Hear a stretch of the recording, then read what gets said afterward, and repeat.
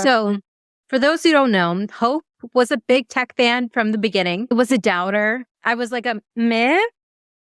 But season 2, I'm a tech fangirl now. Like, I'm tech all the time. The development he got this season is exactly what I was hoping for.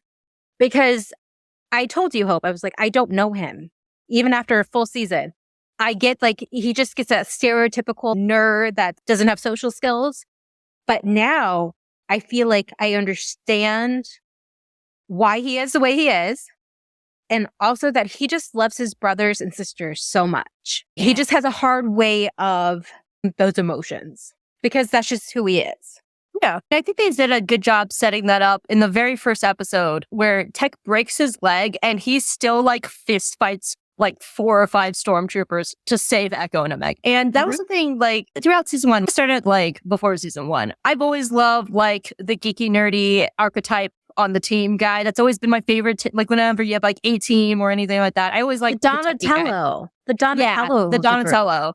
Yeah, like that's always been my favorite archetype. So even then when I saw him in Clone Wars, I was like, you're my favorite. And then in season 1, I started picking up on something about Tech that was very familiar to me because I could really tell that he was a person of action, even if he didn't always say the right words. And you can see a lot of those actions with like how he is in the background, especially around Omega. He would like guide her or like push her or like catch her or something like that. He always treated Omega as an equal. And so his actions started poking out to me. And then we get to season 2 and we just get so much wonderful development. And I love how it started throughout his actions in the first half, like with episodes Faster and Spoils of War, where he's fighting on a broken leg. And he's really filling this role that we haven't really seen before. And especially because we're starting to get into like these other sides of him, like what hobbies he likes and like his growing friendship with Phee. And then we get to the crossing, which is a very important episode for me personally, because I cried. There's a moment where he's talking with Omega and he explains that just because my brain processes stuff differently doesn't mean I love. And I was in tears by the end of that episode. And that's because it confirmed that Tech is neurodivergent. And this, I can't say the first in Star Wars, but this is our first like confirmed on-screen neurodivergent character on screen in Star Wars. And that's such important representation. Like I know on this podcast, like I'm a queer woman. And like, we're always pushing for like queer rights and like the rights of people of color and stuff like that. But there are still other groups that need representation done well. And really off the top of my head, I can think of like 3 other characters in animation that are done really well, neurodivergent characters. And that's Entrapta and She-Ra, Norma and Dead End Paranormal Park, and a character in Bluey whose name is slipping my mind. And that's it. I would have to Google past that because it's so hard to write neurodivergent characters really well, to make them understandable, but also not make them harmful stereotypes that are damaging to the community. And The Crossing did a really good job of showing like what happens like when you're overwhelmed and you say the wrong things, but your actions still come through. And then ever since he had that conversation with Omega, he checks in with her at every instance he can. After they rescue Benny, he's the one that goes over and is just like, what are you thinking about? He's the one that noticed that Omega hasn't laughed like that in a long time when they're on Pabu. He emotionally checks in with Omega.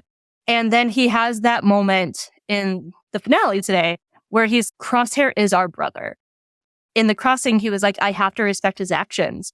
But that conversation with Omega, he was like, no, I do care for Crosshair. We need to go save him. He is our brother. And his journey of not only showing that he is really this super deep character that he also loves, but he shows his love in a way that might not always be apparent on the surface. But it's done in a way to help people understand that people do show love just a little bit differently. And that's also okay. Tech's a really personal character to me. So I really loved him this season. And that's why I'm very upset with the finale because they give us representation and then they might have taken it away. But I am on the train that he's not gone because Hunter Hunter fell down an entire mountain in season 1 and he didn't have a scratch on him. Yeah, it's that whole trope of a day in the limelight equals death. It's like whenever a character gets more screen time, it's like, oh, they're doing this specifically to make the death hurt more. And that, I don't like that idea because I think Tech deserved the story he got. Yeah. About around the time of Faster, people started bringing them up of like, why are they focusing on Tech so much? Is he going to die this season? And it was right about that time. And it's been lingering in the back of my head ever since. But I thought it was like DuckTales, how they focused on a different triplet every season. They were just focusing on a different clone. That was my idea. I didn't think about the death thing until I was like, oh, it's Star Wars. Yeah, okay, here's my 2 thoughts about the death of Tech. Personally, I don't think he's dead, especially because the only confirmation we got was from Hemlock, a villain. He's a liar. And a nasty liar. I think he actually has Tech and Mount Tantus, but I think the next time we see Tech, he might be like one of those assassin clones in the Rio Chuchi episode that's been completely wiped. That's my tinfoil hat theory. My other theory is he's just beating up on Mount Tantus and he's fine, but they'll find him and he's just going to go back to his little techie ways. And that'd be great. But I think the other thing that if he is dead, as salty as I am that we do not have a lot of great neurodivergent representation on screen written well. So I'm upset if they gave it to us and then took it away for good. As salty as I am about that, I am happy it is a choice that Tech made himself. It wasn't earned. It was earned. It was earned. He did it like it was heroic. It was epic. He did it for his siblings.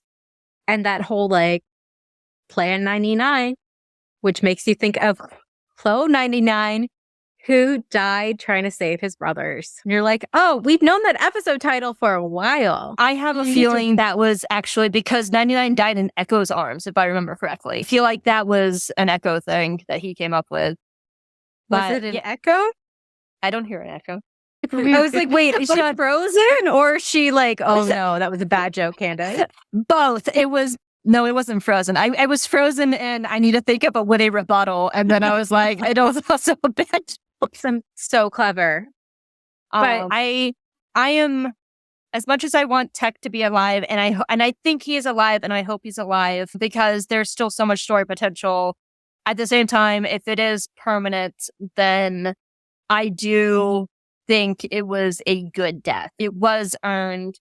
It wasn't like a random shot or anything. And it affects the entire team. Like even Sid, who is in the midst of turning them over to the Empire, still takes a moment to mourn him because she genuinely, and I do have thoughts on Sid, but she does take a moment to mourn him. And I can't even imagine what Phee is going to go through when she finds out. Yeah. Omega's reaction also broke my heart too, because it was what a child would do if she lost her brother. It was so real. And that's a great thing about, especially the season 2, again, which they have done great from the start, is Omega is a child. She is growing still. She is learning. And she has those reactions like a child, which she does have special skills because she is a clone, but she is a kid. I love that Tech is making sure that Omega is being educated. Him teaching her how to fly. It was so sweet. That was always one of my favorite things of season 1 is like Tech was always this like quiet, composed character until he got behind the wheel. And then he just flew like a madman. And like now seeing Omega learn the Tech turn, and the first time she does it without him there, she's going to be like, I did the Tech turn. And I'm like, I don't know how Omega's going to get through this. The way she reacted just when Echo laughed. Like, people find a way to get through it. It's just how grief works. You either let it consume you or you keep going. And I was about to say, luckily she's in like a Princess Leia situation, but I wouldn't call that lucky. And what I mean by that is Leia's planet exploded, but she had to escape a Death Star. So it's not like she had time to really process it, which is why I really like the books and the comics that let her process it later. But Omega's not in a situation right now to process stuff. But I do think it's going to hit her if she gets a scene with Crosshair and she tells Crosshair that Tech is gone. I think that's really, that's going to be a really good scene of Crosshair just being like, this is my fault.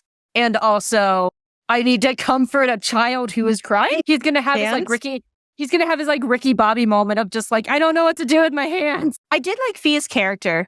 I like how she grew over this season. I still go back and forth about the romance with Tech. I like elements of it, and I like that it's a slow burn, and I like that it wasn't like, oh, boy and girl, they love. I Kiss like now.